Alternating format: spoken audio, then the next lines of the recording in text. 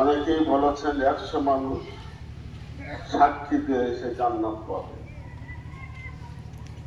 আমি একটি হাদিসের তারতম্যমূলক কথা আপনাদের সামনে উল্লেখ করে শেষ করব।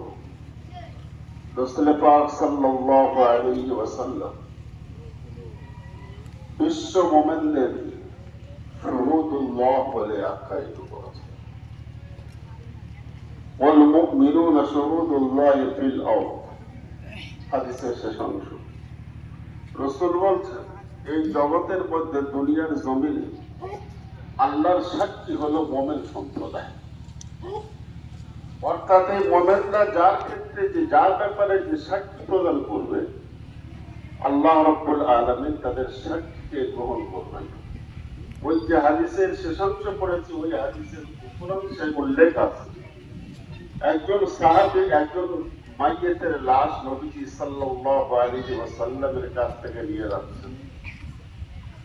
মানুষজন সেই মানুষটির প্রশংসা করলেন, ভালো কথাটা বললেন, লোকটি খুব ভালো ছিল। রাসূল বললেন ওয়াজাবাত। পরক্ষণে আরেকজন যাচ্ছে, রাসূলুল্লাহ সাল্লাল্লাহু আলাইহি ওয়াসাল্লাম আবার শুনলেন কিছু মানুষ তার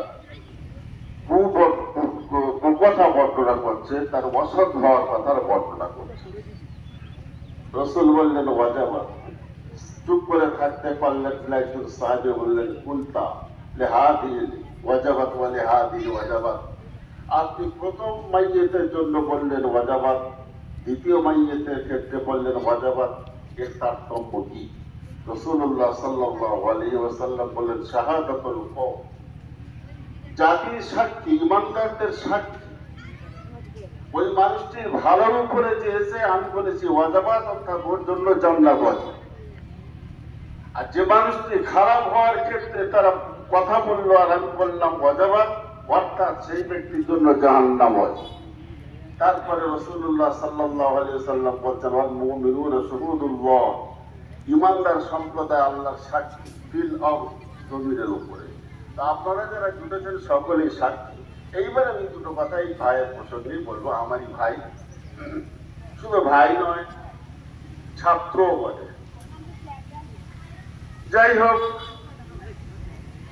আপনাদের আমাদের সাক্ষী তার মুক্তির কারণ হবে, আবার তার পরাস্ত হওয়ার কারণ হবে। সেহেতু এর চলা বলা ওঠা বসার ক্ষেত্রে মানুষ মাত্রই ভুলের সঙ্গে সংযুক্ত হয়। যদি কোনো ভুল ভ্রান্তির পরিপ্রেক্ষিতে আপনাদের মনে আঘাত ও কষ্ট লেগে থাকে, আমি তার পক্ষ থেকে আপনাদের সকলের কাছে ক্ষমা প্রার্থী হচ্ছি, আল্লাহ রাস্তায় ক্ষমা করবেন। আপনারা যে ক্ষমা করলেন, সাক্ষী দিলেন, এইবার মানুষকে ভালো, সুতরাং আল্লাহ রাসূলের ফরমান অনুযায়ী জান্নাত তার জন্য অবধারিত, এটা আমাদের আশা। ঠিক তার পরে পরে দ্বিতীয় কথা বলবো, সে একজন আলেম ছিল। আর আমাদের দেশের আলেমরা সাধারণত অর্থহীন একটু হয়, আমরা জানি, কারণ আর বলবো না। সেই হেতু যদি সংসার চালানোর ক্ষেত্রে তার প্রয়োজন মেটানোর তাগিদে কোনো ভাইয়ের কাছে কিছু লেনদেন করে থাকে, অর্থাৎ কেউ যদি তার কাছে কিছু পান, আল্লাহ রাস্তায় আমাদেরকে বলবে, ইনশাল্লাহ তার প্রাপ্য দেওয়া হবে। আর যদি সে কারোর কাছে কিছু পেয়ে থাকে, তো এই মুহূর্তে গোপন না করে তার ছেড়ে যাওয়া ওয়ারাসা বাচ্চাগুলো আছে, তাদের সাথে আপনারা গোপন না করে পৌঁছে দেবেন। বাস এইটুকু আমার কথা। তৃতীয় কথা হলো, তার মাগফিরাতের জন্য, তার আখিরাতের উচ্চ মাকামের জন্য আপনাদের সকলের কাছে আমি দোয়া প্রার্থী।